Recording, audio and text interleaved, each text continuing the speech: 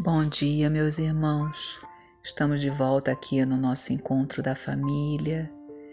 Que tenhamos, como sempre, um domingo de bastante luz, bastante paz. Estamos novamente aqui nos nossos ensinamentos, Aprendendo um pouco mais sobre o Evangelho. Então a gente vai falar hoje um pouquinho mais sobre o Evangelho para que o nosso domingo e a nossa semana seja ainda mais abençoada.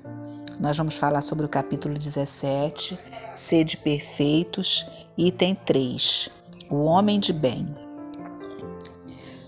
Item 3, O verdadeiro homem de bem é o que cumpre a lei de justiça, de amor e de caridade na sua maior pureza. Se ele interroga a consciência sobre seus próprios atos, a si mesmo perguntará se violou essa lei, se não praticou o mal, se fez todo o bem que podia, se desprezou voluntariamente alguma ocasião de ser útil, se ninguém tem qualquer queixa dele. Enfim, se fez a outrem tudo o que desejara lhe fizesse. Deposita fé em Deus, na sua bondade, na sua justiça e na sua sabedoria. Sabe que sem a sua permissão nada acontece e se lhe submete à vontade em todas as coisas. Tem fé no futuro, razão porque coloca os bens espirituais acima dos bens temporais. Sabe que todas as vicissitudes da vida, todas as dores, todas as decepções são provas ou expiações e as aceita sem murmurar.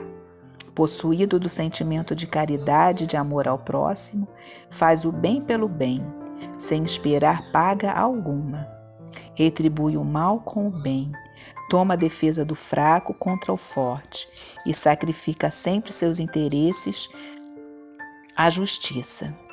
Encontra satisfação nos benefícios que espalha, nos serviços que presta, no fazer ditoso os outros, nas lágrimas que enxuga, nas consolações que prodigaliza aos aflitos.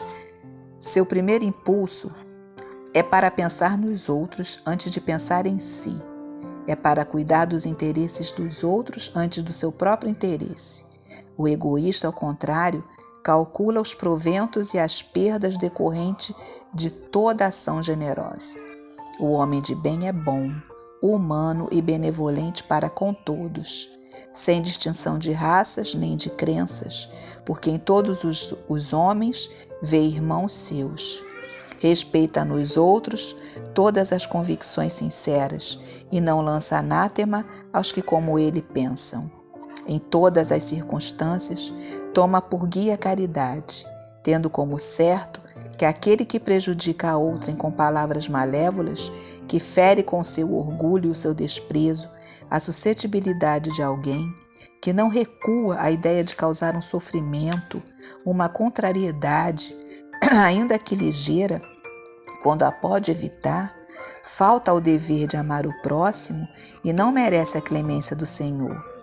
Não alimenta ódio, nem rancor, nem desejo de vingança, a exemplo de Jesus. Perdoa e esquece as ofensas, e só dos benefícios se lembra, por saber que perdoado lhe será conforme lhe houver perdoado.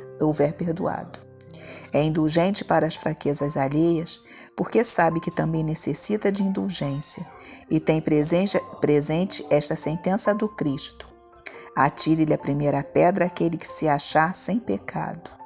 Nunca se compraz em rebuscar os defeitos alheios, nem ainda em evidenciá-los. Se a isso se vê obrigado, procura sempre o bem que possa atenuar o mal. Estuda suas próprias imperfeições e trabalha incessantemente em combatê-las. Todos os esforços emprega para dizer no dia seguinte que alguma coisa traz em si de melhor do que na véspera. Não procura dar valor ao seu espírito, nem aos seus talentos. Às expensas de outrem, aproveita, ao revés, todas as ocasiões para fazer ressaltar o que seja proveitoso aos outros. Não se envaidece da sua riqueza, nem de suas vantagens pessoais, por saber que tudo o que lhe foi dado pode ser-lhe tirado. Usa, mas não abusa dos bens que lhe são concedidos. Sabe que é um depósito de que terá de prestar contas, e que o mais prejudicial emprego que lhe pode dar é o de aplicá-lo à satisfação de suas paixões. Se a ordem social colocou sob o seu mando outros homens, trata-os com bondade e benevolência, porque são seus iguais perante Deus. Usa da sua autoridade para lhes levantar o moral, e não para os esmagar com seu orgulho. Evita tudo quanto lhes possa tornar mais penosa a posição subalterna em que se encontram. O subordinado, de sua parte, compreende os deveres da posição que ocupa e se empenha em cumpri-los conscienciosamente. Finalmente, o homem de bem respeita todos os direitos que a seus semelhantes dão as leis da natureza, como quer que sejam respeitados os seus. Não ficam assim enumeradas todas as qualidades que distinguem um homem de bem, mas aquele que se esforce por possuir os que acabamos de mencionar, no caminho se acha que a todas as demais conduz. Os bons espíritas. Bem compreendido, mas sobretudo bem sentido, o espiritismo leva ao resultado acima exposto, que caracteriza um verdadeiro espírita como cristão verdadeiro, pois que o mesmo é que o outro. O espiritismo não institui nenhuma nova moral, apenas facilita aos homens a inteligência e a prática da do Cristo, facultando fé inabalável e esclarecida aos que duvidam ou vacilam. Muitos, entretanto, dos que acreditam nos fatos das manifestações, não lhes apreendem as consequências nem o alcance moral, ou se o apreendem, não as aplicam a si mesmos. A que atribuir isso? A alguma falta de clareza da doutrina?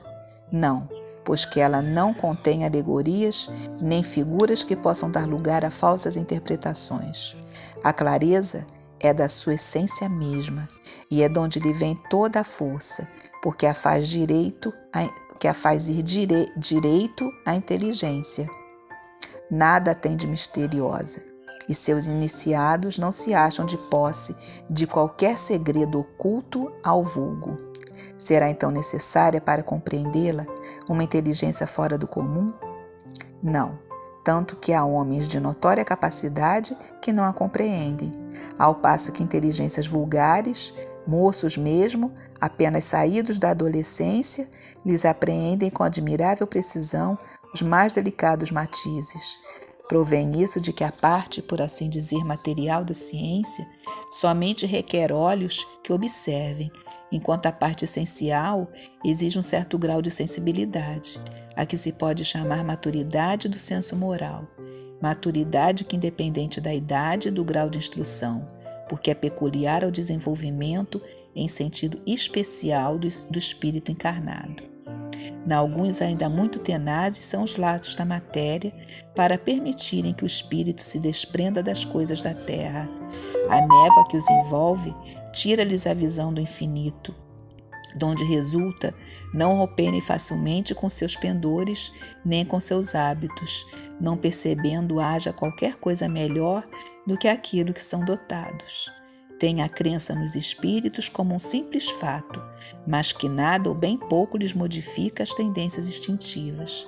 Numa palavra, não divisam mais do que um raio de luz insuficiente a guiá-los e a lhes facultar uma vigorosa aspiração capaz de lhes sobrepujar as inclinações.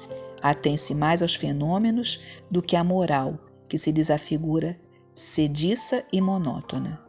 Pedem aos espíritos que incessantemente os iniciem em novos mistérios, sem procurar saber se já se tornaram dignos de penetrar os arcanos do Criador. Esses são os espíritas imperfeitos, alguns dos quais ficam a meio caminho ou se afastam de seus irmãos em crença, porque recuam ante a obrigação de se reformarem, ou então guardam as suas simpatias para o que lhes compartilham das fraquezas ou das prevenções. Contudo, a aceitação do princípio da doutrina é um primeiro passo que lhes tornará mais fácil, o segundo, noutra existência. Aquele que pode ser, com razão, qualificado de espírita verdadeiro e sincero, se acha em grau superior de adiantamento moral. O espírito que nele domina de modo mais completo a matéria, dá-lhe uma percepção mais clara do futuro. Os princípios da doutrina lhe fazem vibrar fibras que nos outros se conservam inertes. Em suma, é tocado no coração, pelo que inabalável se lhe torna a fé. Um é qual músico, que alguns acordes bastam para comover, ao passo que outros apenas ouve sons. Reconhece-se o verdadeiro espírita pela sua transformação moral e pelos esforços que emprega para domar suas inclinações mais. Enquanto um se contenta com seu horizonte limitado, outro que aprende alguma coisa de melhor se esforça por desligar-se dele e sempre consegue, se tem firme a vontade.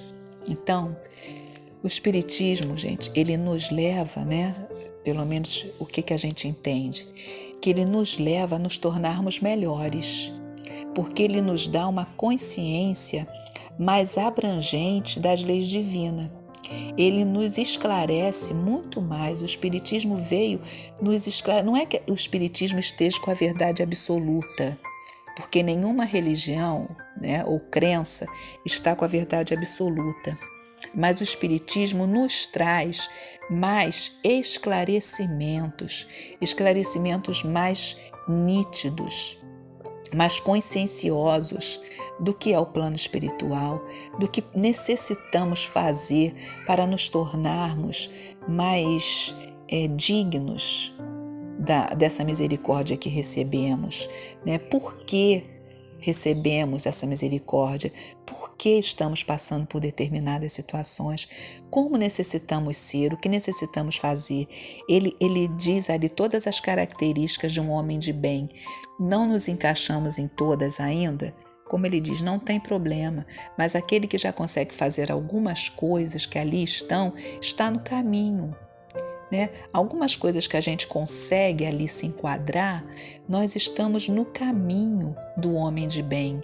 E esse homem de bem, ele nos é orientado pela doutrina espírita, porque é através desses conhecimentos que nos traz o Evangelho, o Livro dos Espíritos, todo o Pentateuco, ele vai nos orientar como devemos fazer para que possamos ter essa reforma íntima. O que devemos fazer para nos esclarecermos cada vez mais sobre a espiritualidade e o nosso interior, o nosso bem moral? Devemos evoluir, sabemos que é lei do progresso. A lei do progresso é a evolução. Ninguém fica parado, ninguém fica estacionado, porque a lei do progresso é uma lei divina. Então todos vão progredir. E como devemos agir para que essa evolução possa ser mais rápida e menos dolorosa? Como devemos atuar aqui na Terra, ainda encarnados? Como devemos agir? Como devemos fazer? O que precisamos ter? Porque nós não apenas não ter no sentido moral, no sentido da humanidade, no sentido fraterno. Como devemos agir com o nosso semelhante? Como devemos agir com o nosso próximo? E como devemos agir com nós mesmos? Então, a partir desses conhecimentos, nós vamos evoluindo naturalmente e caminhando. Então, graças ao que nós temos essa percepção, que nós temos esses conhecimentos, essas clarezas do que devemos fazer. Ao Espiritismo. O Espiritismo é essa terceira revelação, que é o Consolador, que veio nos trazer toda essa parte que precisávamos, aquilo que ainda não havia sido dito pelo Cristo e que veio ser dito no Espiritismo, para poder melhorarmos como seres humanos, não ficarmos ali atrelados sempre aos mesmos erros, aos mesmos defeitos, às mesmas imperfeições. Então, através desses conhecimentos, nós temos uma diretriz, nós temos um direcionamento. O que devemos fazer? Para onde devemos seguir? A porta estreita ou a porta larga? É lógico que vai ser a porta estreita, porque a porta larga é muito fácil passar, todos passam. Mas a porta estreita requer o quê? Requer disciplina, requer consciência, respeito das leis divinas. Então, tudo isso requer esforço. vontade, e é o que nós precisamos ter em mente, e é o que a doutrina espírita traz para a gente com bastante clareza, sem dogmas, sem mistérios, sem nada. Basta que leamos para entendermos. Então eu desejo a todos, a partir daí, um domingo de muita paz, de muita luz e uma semana abençoada para todos. Fiquem com Deus.